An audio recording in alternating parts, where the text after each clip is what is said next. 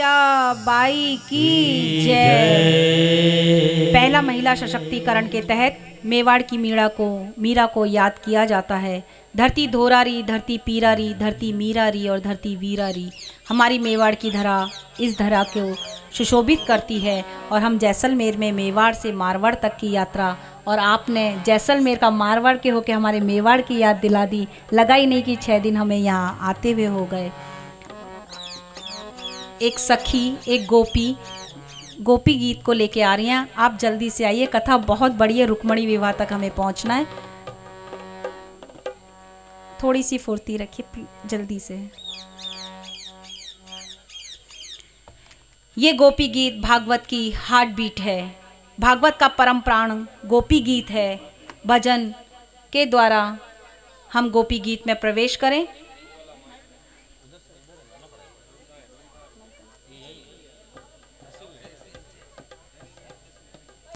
एक दे दो ताकि प्रारंभ हो।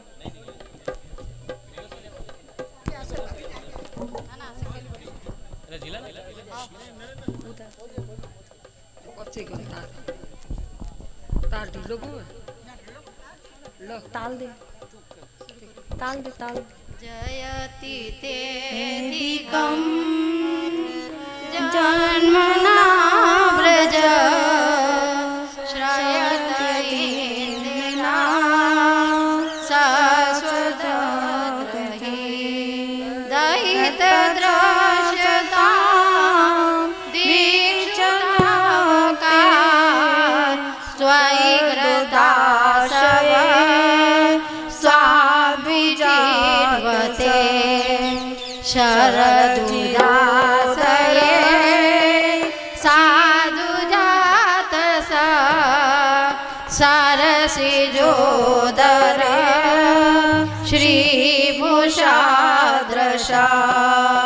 सुरतनाथ ते शुल्कदासिका वरदनी न तो नेकिं वद विषजलापया व्यालराक्षसा दर्शमारुता वैद्युतान् वृषमयात्मजा दीक्षतोर्भया द्रशभते वयं रक्षितामुः न खलु गोपिका नन्दनो भवान् अखिलदेहिनाम् अन्तरात्मद्र विखनसार्थितो विश्वगुप्तये सखयो देवान् सात्वताम्बुले विरचिता भयं प्रश्निधूर्यते चरणमीयुषां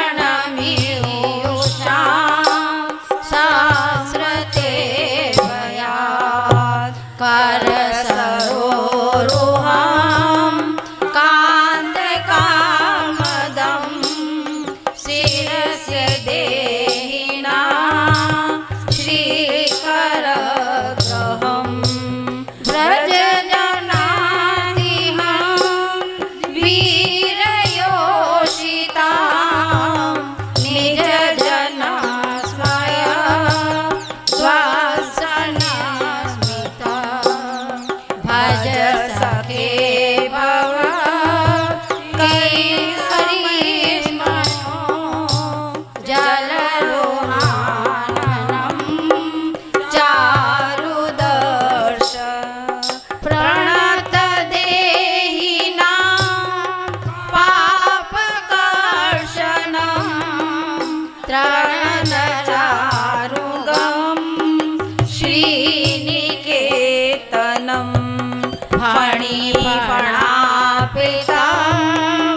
ते पदाम्बुजं कर्णकुटेषु न क्रदीर्घजयम्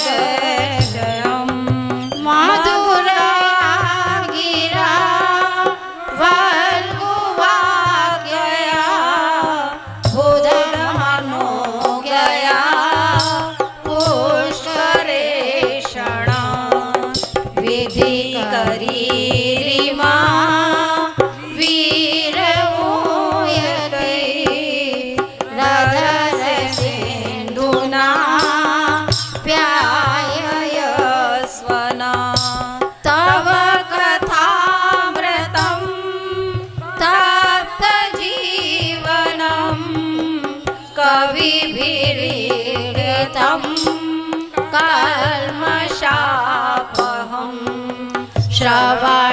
श्रवणमङ्गलं श्रीमदाततं भुवि गृह्णन्ति ते भूरिदा जना प्रहसितं प्रिय प्रेमवीक्षणं विहरणं च ते ध्यानमङ्गलम् रहसि संविदो यारतिस्पृश कुहगनो मनः शोभयन्त हि चलसि यद्जा शारयर्पशो नलिनसुन्दरं नाथ ते पदम् शीलदृढाङ्कुरे सीदति कलिलतामना कान्तगच्छितं दिनपरीक्षरे नीलकुन्तले वनरोहाननं विव्रताव्रतम्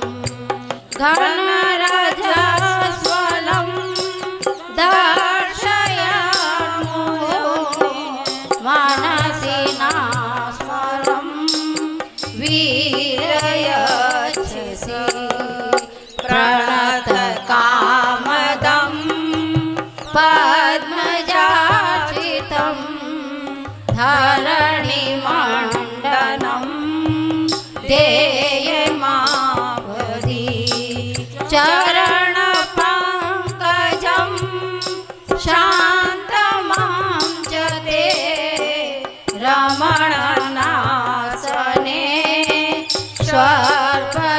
स्वर्पयादिहं सुरतवर्धनं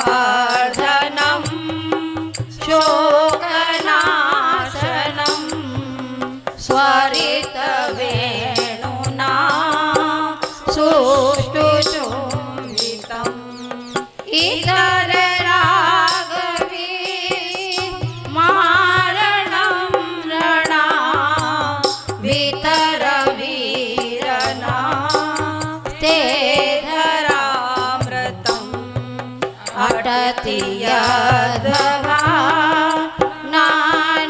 नानिकाननं त्रुटियुगायते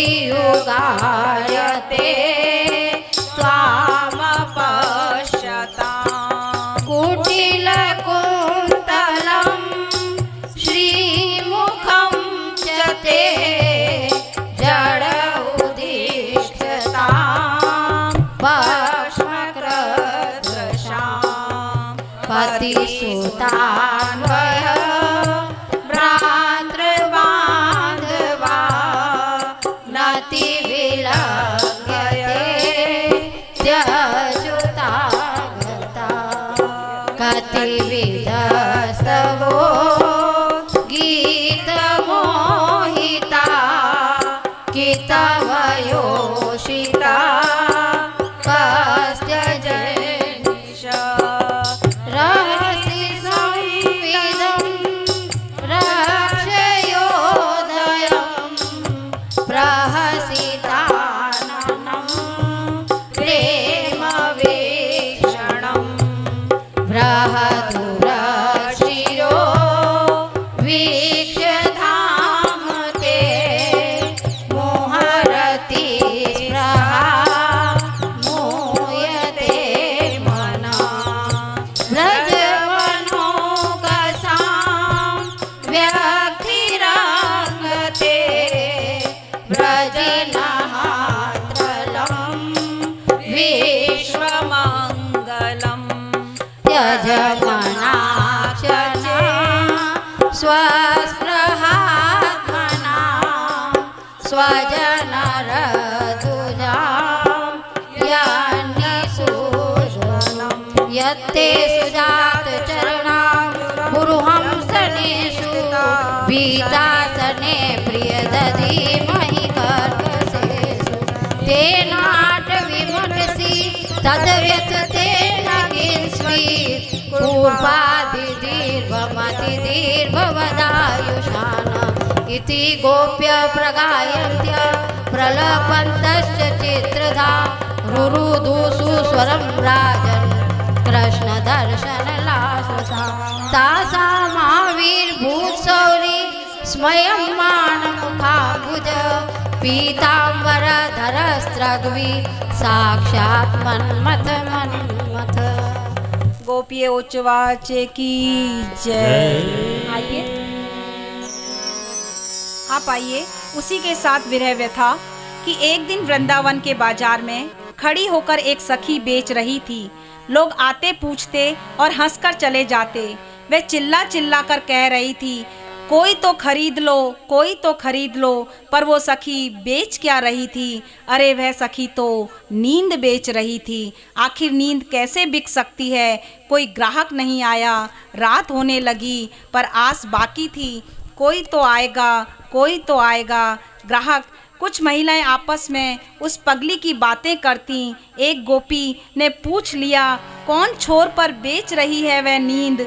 तू क्यों बेचना चाहती है? उसने प्यारे ने, श्याम सुंदर ने मुझे दर्शन देने को कहा था। जिस दिन से उसने मुझे दर्शन देने को कहा था मुझे नींद ही नहीं आ रही और वो चला गया। बस तभी से इस बैरन सोतन को बेचने की मैंने ठान ली है। अब तू बता, इसे क्यों खरीदना चाहती है? क्या बताऊं सखी, एक नींद में ही तो मेरा प्यारा मुझसे मिलने आता था। दिन भर तो काम रहता है, वो मिलने नहीं आ पाता, बस सपने में ही मिलने आता है। मैंने कन्हैया से सपने में कहा था, अब कब तू मुझसे मिलने आएगा? तो उसने अमुक दिन बता दिया। बस जब से ही मेरी नींद उड़ गई। तो हे सखी, तू मेरी नींद ले ले और मैं तेरी नींद ले लूं। भाव तो दोनों का एक ही है, लेकिन दोनों का तरीका अलग अलग है। दोनों ठाकुर के दर्शन ही करना चाहती हैं। हमारी बुजुर्ग, हमारी महिलाओं के द्वारा जिन्होंने गोपी उच्चवाच को गाया।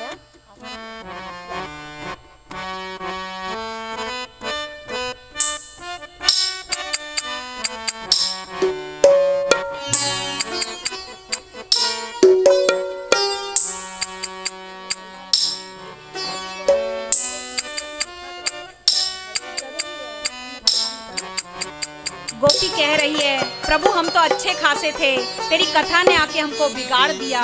तेरी कथा ने ही हमको मार डाला। घर से निकले थे, कहीं से कथा सुनाई दी, सोचा चलो थोड़ी देर कथा सुन लें, लेकिन कथा में बैठे तो कथा में ही बैठे रह गए। और जब वापस कथा में लौटे तो ना घर मिला, ना परिवार मिला। तब आज की तक मारे मारे फिर रहे हैं। कथा करने वाले भी ऐसे ही मारे मारे फिरे हैं, कभी जैसलमेर में, कभी जयपुर में, कभी चित्रकूट में। कथा करने वालों का भी यही हाल है। आपको पीड़ा होती है तो हमको भी पीड़ा होती है। अब देखते हैं हमारी पीड़ा को कान्हा आप समझ पाते हो कि नहीं। पीताम्बर को पलटकर भगवान प्रकट हुए हैं, मन को मंथ कर प्रभु प्रकट हुए हैं। प्रभु ने काम के मन को मत कर आज प्रकट हुए हैं। जो हमारे और आपके मन को मत दे वो काम है, और जो काम के मन को मत दे वो कृष्ण है। अब महारास हुआ है। चलिए होली उत्सव के साथ आज हम रास कीर्तन भी करते हैं। फूलों की हमारी एक पूरी मंडली यहाँ पर आ गई है, तो चलें रास की ओर। महारास में आप सभी का आमंत्रण है। एक एक कृष्ण के साथ एक एक गोपी आमंत्रित है। आइए अपने कृष्ण के साथ महारास रचाएं। बन आयो रे छेला होरी को, बन आयो रे, बन आयो रे छेला होरी को, बन आयो रे, बन आयो रे छेला होरी को, बन आयो रे, बन आयो रे छेला होरी को, बन आयो रे। मलकाछ सिंगार धरो है,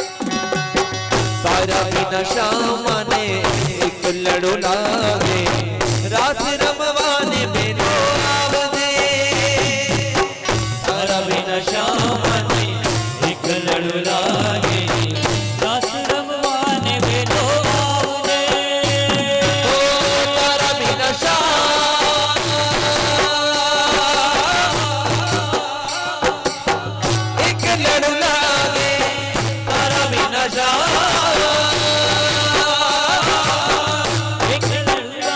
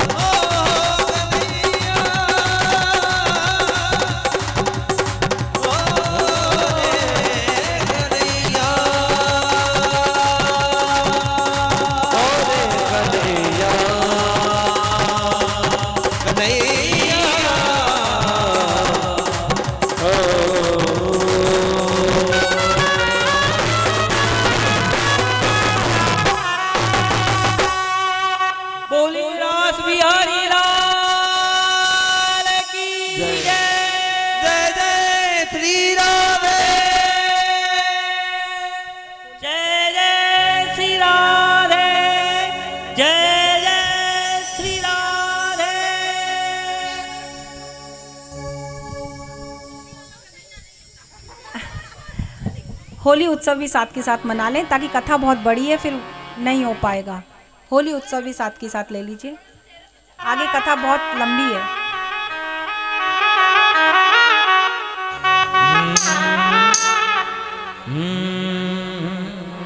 तुम ही करोगे। बाबा नंद के द्वार मची होरी, बाबा नंद के, बाबा नंद के द्वार मची होरी, बाबा नंद के, बाबा नंद के द्वार मची होरी, बाबा नंद के, बाबा नंद के द्वार मची होरी, बाबा नंद के, बाबा नंद के द्वार मची होली, बाबा नंद के, ओ बाबा नंद के द्वार मची होरी, बाबा नंद के, बाबा नंद के द्वार मची होरी, बाबा नंद के, ओ बाबा नंद के द्वार मची होरी, बाबा नंद के।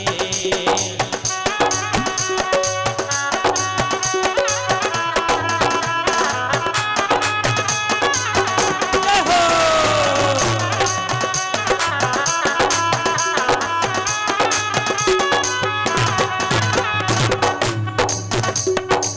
उनके हाथ कनक पिचकारी, उनके हाथ कनक पिचकारी, उनके हाथ कनक पिचकारी, उनके हाथ कनक पिचकारी, हमारे रसिया हो प्यारे रसिया, हमारे रसिया, हमारे रसिया, हो प्यारे रसिया, हमारे रसिया, हमारे रसिया, ओ प्यारे रसिया, उनके हाथ कनक पिचकारी, उनके हाथ कनक पिचकारी, उनके हाथ कनक पिचकारी, उनके हाथ कनक पिचकारी, उनके हाथ कनक पिचकारी, कान्हा के हाथ रंग पिचकारी, कान्हा के हाथ कनक पिचकारी। हमारे रसिया हो प्यारे रसिया, हमारे रसिया, ओ प्यारे रसिया, हमारे रसिया हो प्यारे रसिया, हमारे रसिया, ओ प्यारे रसिया, उसके हाथ कनक पिचकारी, उनके हाथ कनक पिचकारी, हमारे रसिया हो प्यारे रसिया, हमारे रसिया, ओ प्यारे रसिया, हमारे रसिया हो प्यारे रसिया। हमारे रसिया, ओ प्यारे रसिया, आज बिरज में हुरी रे रसिया, आज बिरज में होली रे रसिया, हुरी रे रसिया पर हुरी रे रसिया, होली रे गोरी और होली रे रसिया, हुरी रे रसिया पर हुरी रे रसिया, हुरी रे रसिया पर हुरी रे रसिया। आज बिरज में हुरी रे रसिया, आज बिरज में होली रे रसिया, आए कुंवर कनाए, आए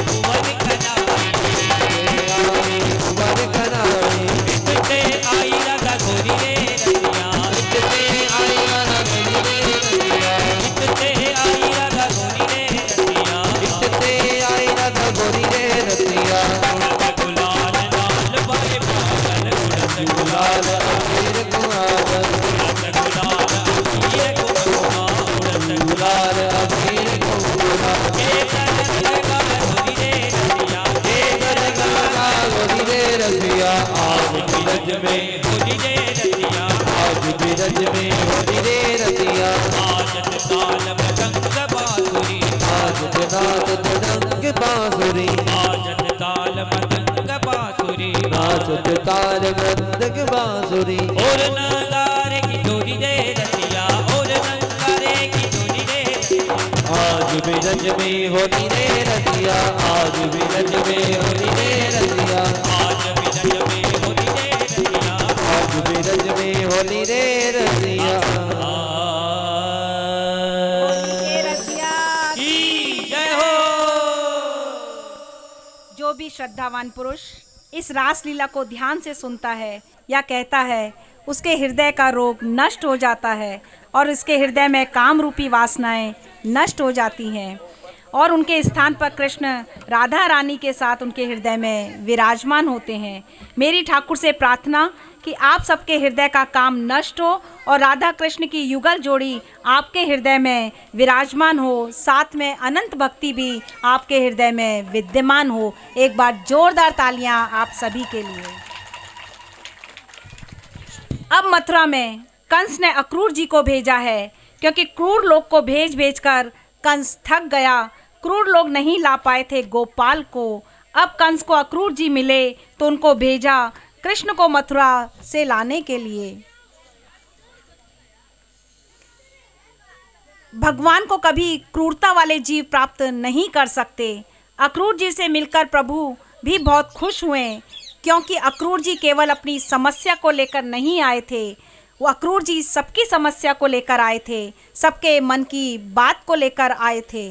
अक्रूर जी कहते हैं, भगवान आप मेरे पास आओ तो सौभाग्य है, लेकिन अब आपको मथुरा आना पड़ेगा, क्योंकि मथुरावासी बहुत परेशान हैं। देखो महाराज, हम जाते हैं ठाकुर के पास अपनी समस्या लेके, पड़ोसी का जो हो सो हो, और अक्रूर जी सबकी समस्या को लेकर आए हैं, सबके मन की बात को लेकर आए हैं, तो भगवान ने भी जाने का निश्चय किया है।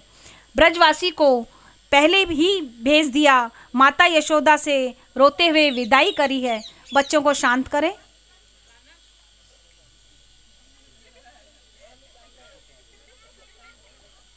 कान्हा बड़ा हो गया, अब कल तक कान्हा था। आज अक्रूर जी कान्हा को लेने आए हैं। माता यशोदा से रोते हुए विदाई करी तो मैया कन्हैया को बाहर तक छोड़ने भी नहीं आई। मैया क्यों नहीं कन्हैया को बाहर तक छोड़ने आई? कहती है मैया, हे कन्हैया ये तो बता दे, मैं तुझे बाहर छोड़ने आऊँ तो क्या बोलूँ? मैं कहूँ तू जा बेटा तो मैं ये बोल सकती नहीं, यदि कहूँ तू मत जा तो जाते हुए को टोकते नहीं, और ये कहूँ कि तेरी मर्जी जा या मत जा तो ये तो परायों को कहा जाता है, और तू मेरा बेटा है, पराया नहीं। हे कन्हैया तू अपनी गांव की मूर्ख मैया को ये तो बताता जा कि मैं बोलूँ क्या।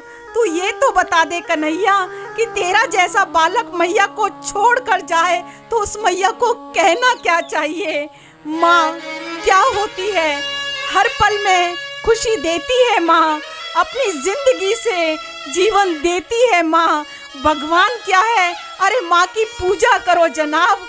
अरे भगवान क्या है, माँ की पूजा करो जनाब, क्योंकि भगवान को भी जन्म देती है माँ, क्योंकि भगवान को भी जन्म देती है माँ। और यशोदा मैया का आज बेटा जा रहा है तो सोचो वात्सल्य भाव पर आज क्या बीत रही होगी।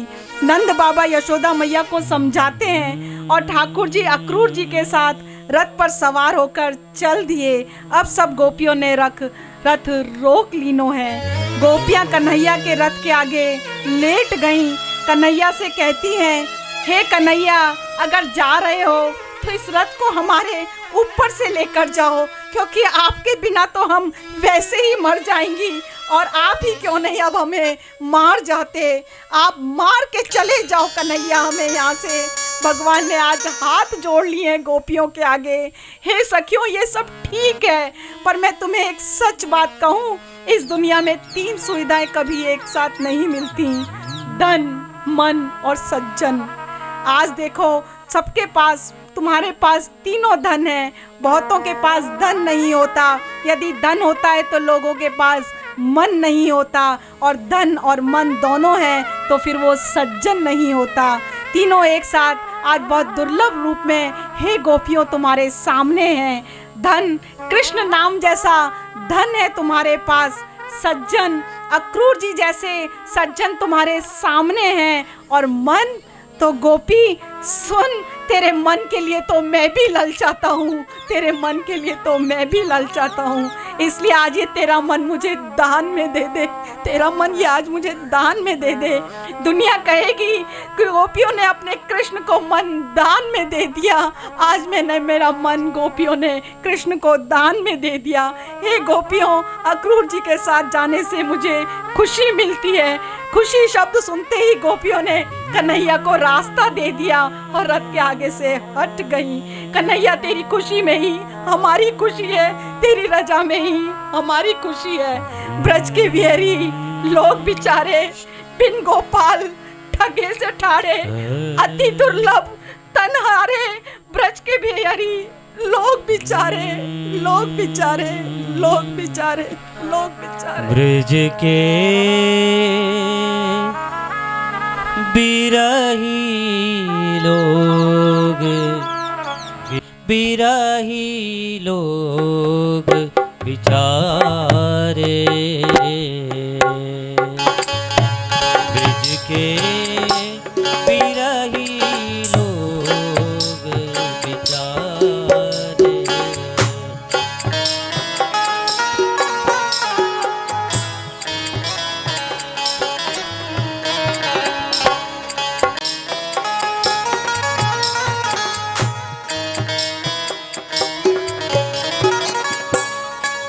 के बिरही लोग बिचारे।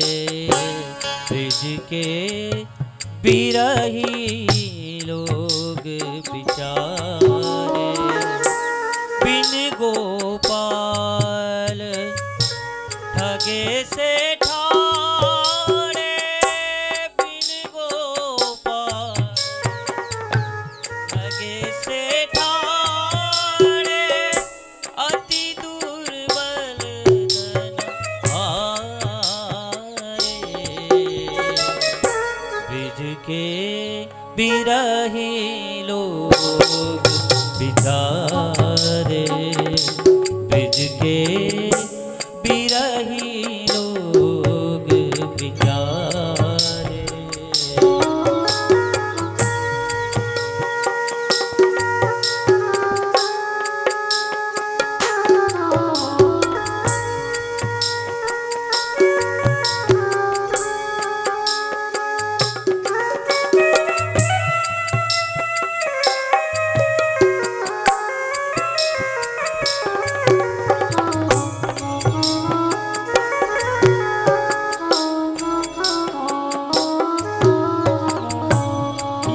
मथुरा काजर की रेखा, ये मथुरा काजर की रेखा, जो निक से सोखाए।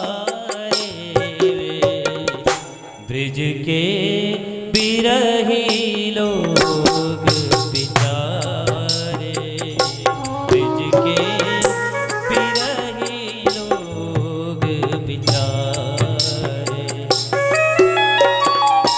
जो कोई कान कान का ही बोलत, जो कोई कान का ही बोलत, अखियन बेत बनारे। ब्रज के बिरही लोग बिचारे। ब्रज के बिरही लोग बिचारे।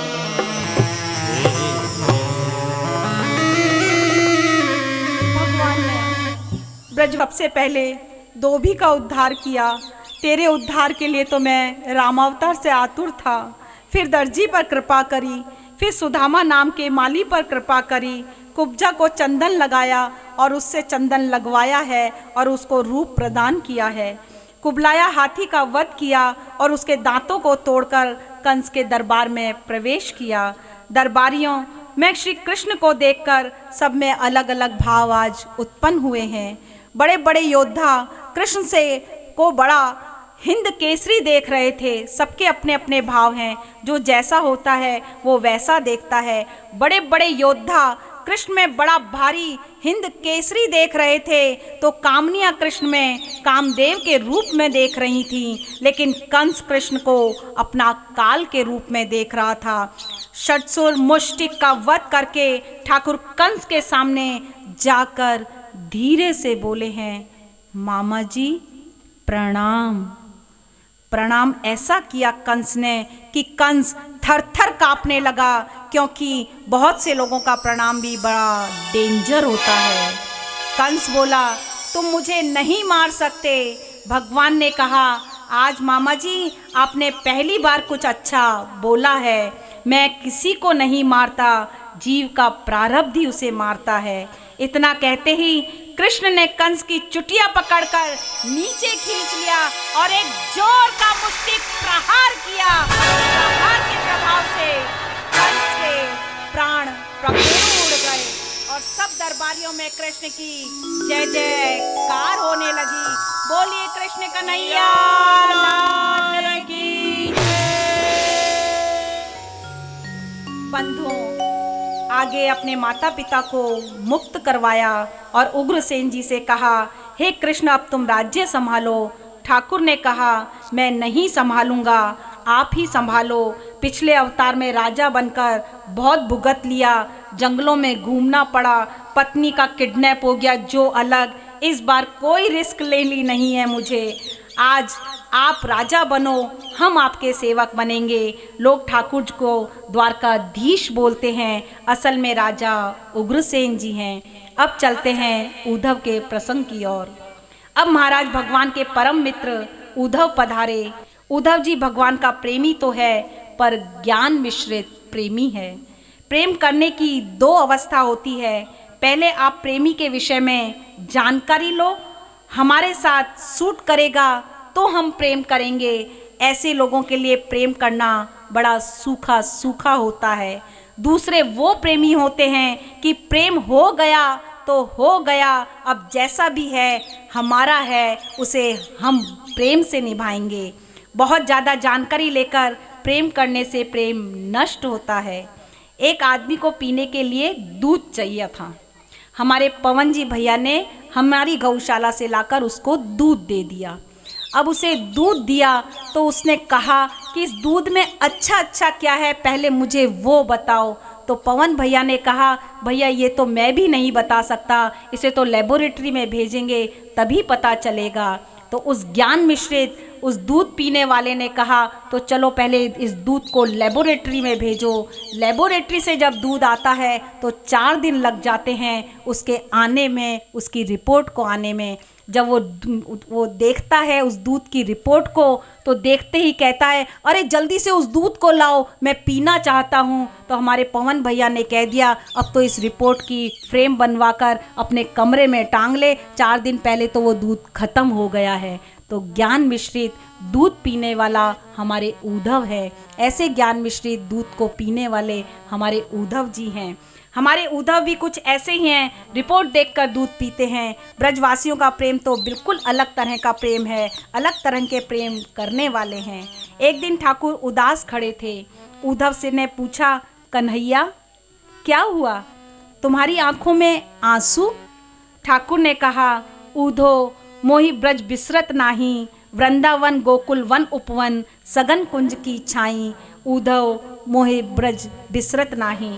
अरे कन्हैया, उन गांव की गारन के लिए तुम रो रहे हो। कन्हैया को एहसास हुआ कि मेरे मित्र के पास ज्ञान तो है पर प्रेम नहीं है, और बिना प्रेम के भक्ति अधूरी है। इसे प्रेम रूपी भक्ति सिखानी पड़ेगी।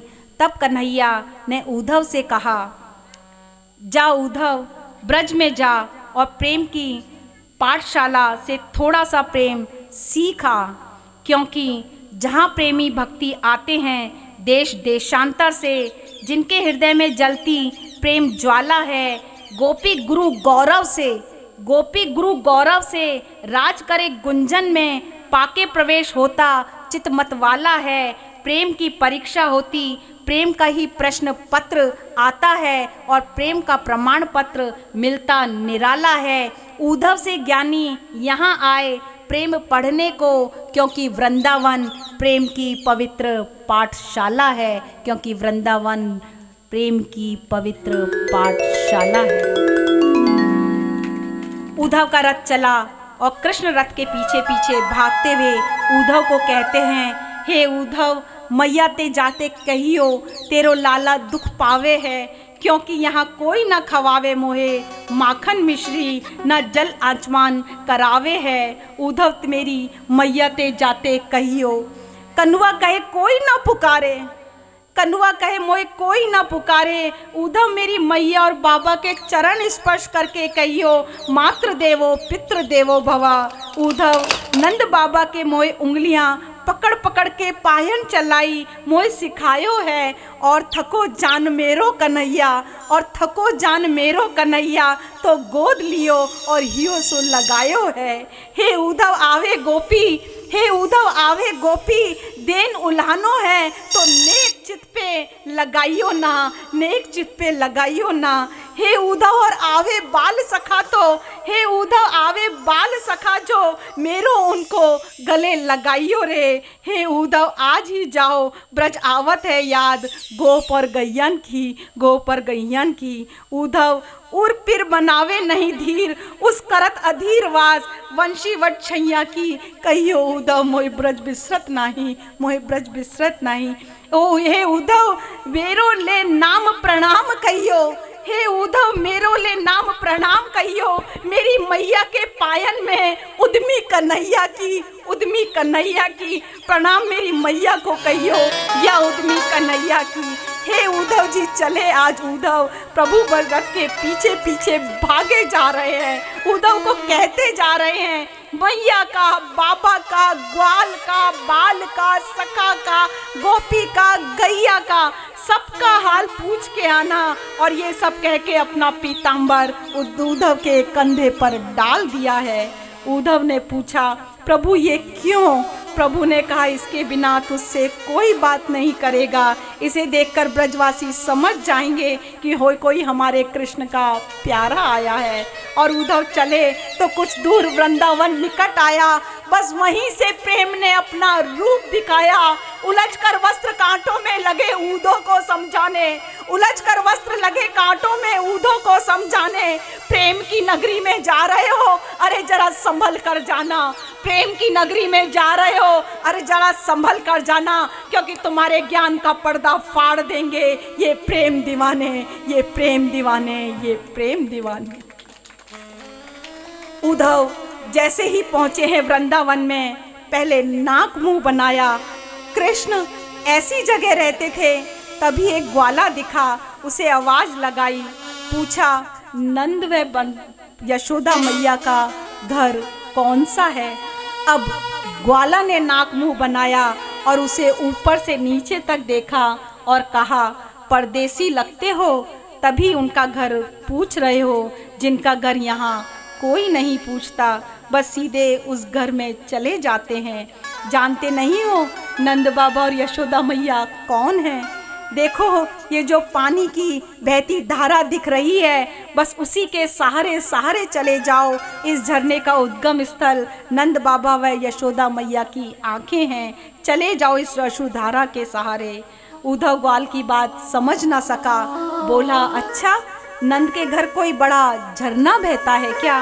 गोपाल रो पड़ा है, अरे नहीं ऐसा नहीं है, इस बहती धारा का उद्गम स्थल तो नंद बाबा और यशोदा मैया के नेत्र हैं, जिनसे सतत लगातार बिना रुके आंसू बह रहे हैं। महाराज उद्धव ये सब सुनकर आश्चर्य में था। अच्छा, और इसी धारा के किनारे किनारे नंद बाबा के घर की ओर चल पड़ा। नंद बाबा से मुलाकात हुई, अपना परिचय दिया। बाबा ने पूछा, कैसा है मेरा लाला? उद्धव ने कहा, आपके माखन मिश्री को, आपकी गैयन को बहुत याद करता है, आपके प्यार को बहुत याद करता है। तभी अंदर से मैया आई, अरे कन्हैया आया है क्या? कन्हैया आया है क्या? बाबा ने कहा, नहीं, उसका मित्र आया है। यशोदा, अच्छा तो जलपान की व्यवस्था कर देती हूँ। मैया घर के अंदर गई, अंदर नहीं जाती है, घर के बाहर चली जाती है।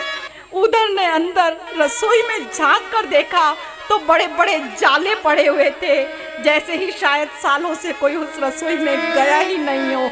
इधर किसी के गिरने की आवाज आई तो उद्धव का ध्यान भंग हुआ। देखा तो यशोदा मैया बाहर जाते जाते बेहोश हो गई थी। उद्धव पानी लेने जाता है तो बाबा कह देते हैं, इसे बेहोश ही रहने दो, क्योंकि जितनी देर ये बेहोश रहती है ना, बस उतनी देर ही आराम करती है। बाकी दिन अपने कन्हैया को याद करती रहती है, अपने कन्हैया की याद में ये आंसू बहाती रहती है। इसे ऐसे ही रहने दो उद्धव। उद्धव ये सब कर देख नहीं पाते और भारी मन से बाहर आते हैं और सोचते हैं, नंद बाबा और यशोदा मैया जैसे माता पिता के घर ही ठाकुर आ पाते हैं, ठाकुर ही पधारते हैं। इधर जब सारी गोपियों ने रथ को देखा तो कहा लगता है मेरा कन्हैया आ गया, लेकिन यहाँ कन्हैया नहीं, कन्हैया का कोई कपटी आया है। जैसे ही उद्धव बाहर आया तो गोपियों ने गाना शुरू किया, ये तो प्रेम की बात है उद्धव, बंदगी तेरे बस की नहीं है। ये तो प्रेम की बात है उद्धव, बंदगी तेरे बस की नहीं है। बात है उद्धव, ये तो प्रेम की बात है उद्धव, बंदगी तेरे बस की नहीं है। ये तो प्रेम की बात है उद्धव, बंदगी तेरे बस की नहीं है। ये तो प्रेम की बात है उद्धव, बंदगी तेरे बस की नहीं है। ये तो प्रेम की बात है उद्धव, बंदगी तेरे बस की नहीं है। यहाँ सरदे से होते हैं सौदे, आशिकी इतनी सस्ती नहीं है। यहाँ सरदे से होते सौदे, आशिकी इतनी सस्ती नहीं है। ये तो प्रेम की बात है उद्धव, बंदगी तेरे बस की नहीं है।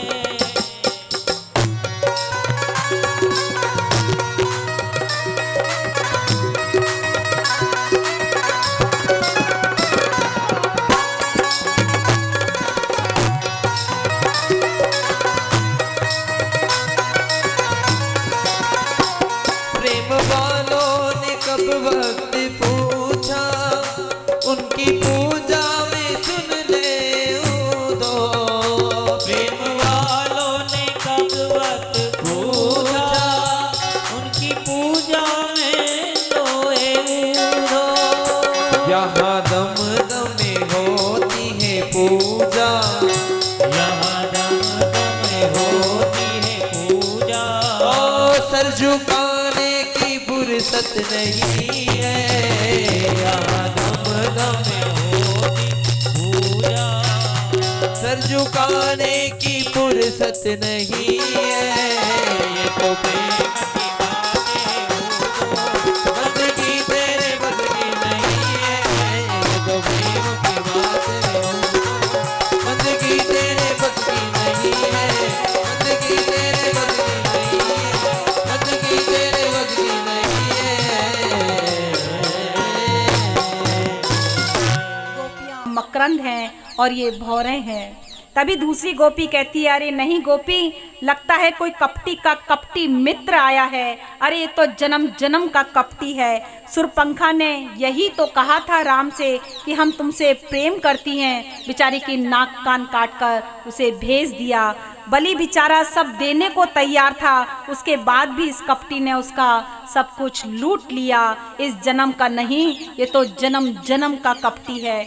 उद्धव जैसे ही गोपियों को समझाने का प्रयास करते हैं तो गोपियां कहती हैं, हे उद्धव, हम तुझे क्या कहें। जिस दिन पहले दिन जब इस कपटी ने बंसी सुनाई थी, उसी दिन से हम इस पर न्यौछावर हो गई थी। हे उद्धव, वो जैसा भी है, कपटी है, चोर है, जार है, लेकिन हे उद्धव, वो टेढ़ी टांग वाला हमारा है, वो टेढ़ी टांग वाला हमारा है।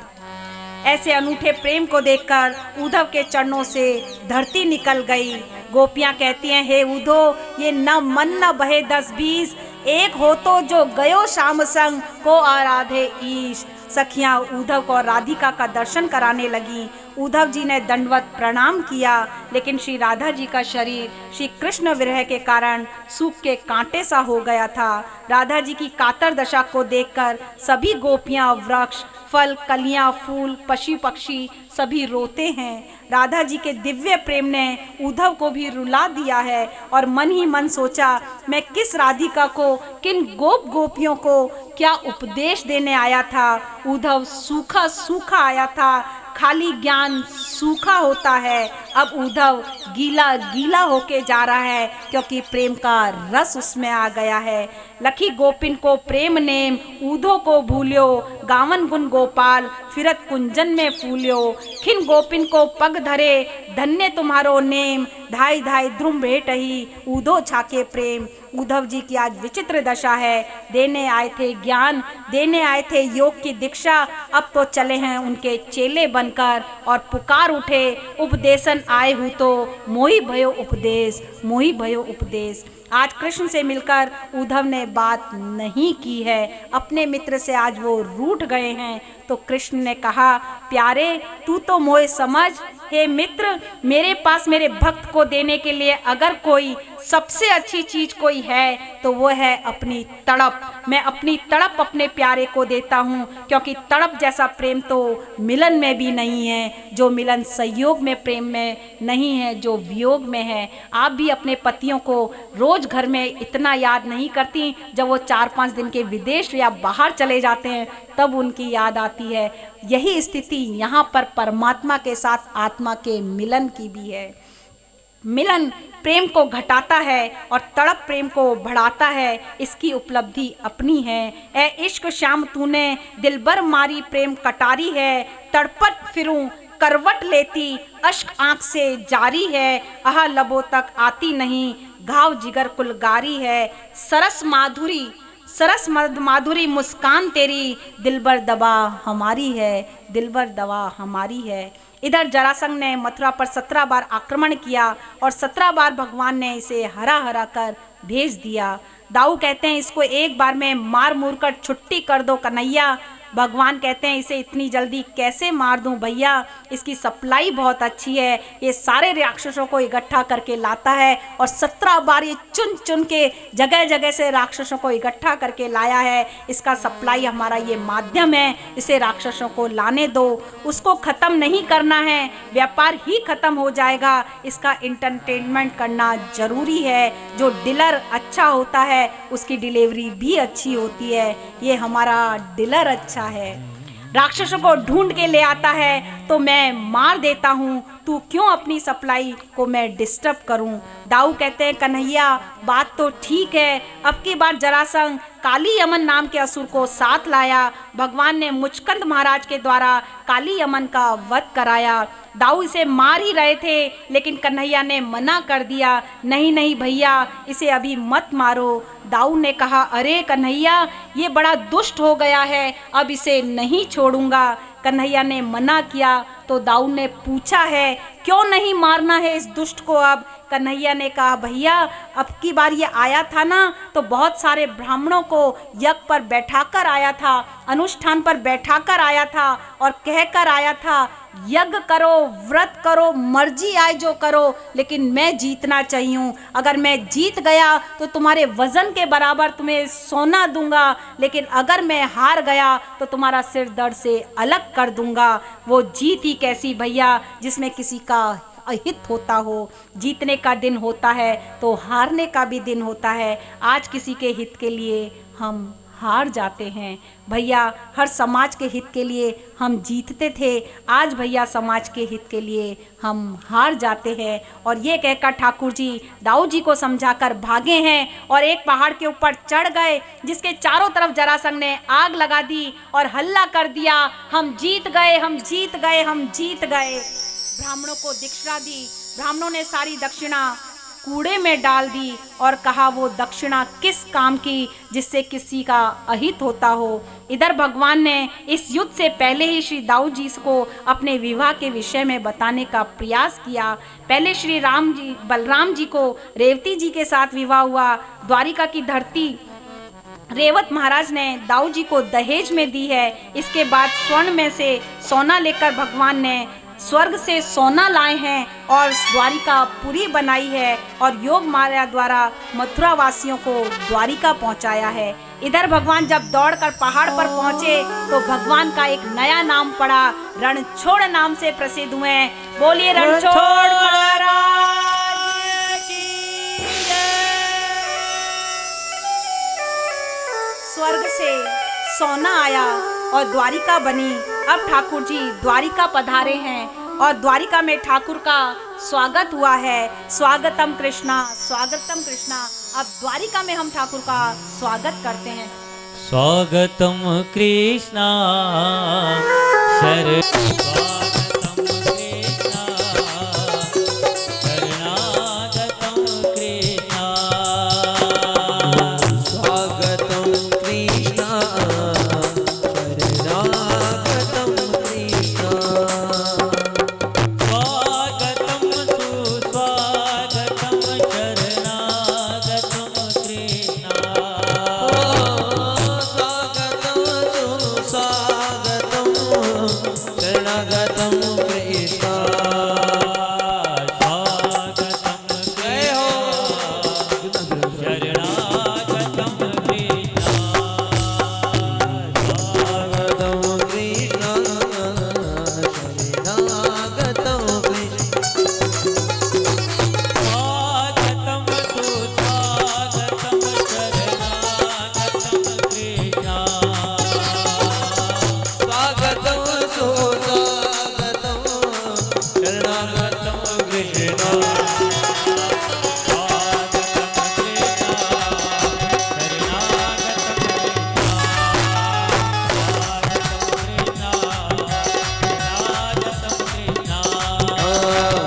स्वागतं कृष्ण शरणागतं कृष्ण स्वागतं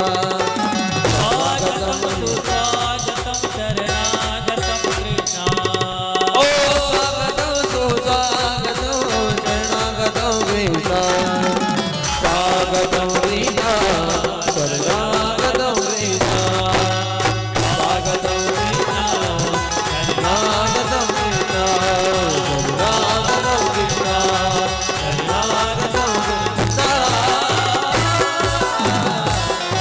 स्वागतम कृष्णवर्य पीठ है। द्वारिका लीला से श्रेष्ठ लीला है मथुरा की लीला। मथुरा लीला से श्रेष्ठ लीला है ब्रज की लीला और ब्रज की लीला से श्रेष्ठ लीला है वृंदावन की लीला और वृंदावन की लीला से श्रेष्ठ लीला है रास लीला और रास लीला से श्रेष्ठ लीला है महारास की लीला। महारास की लीला जो आज हमने मनाई है।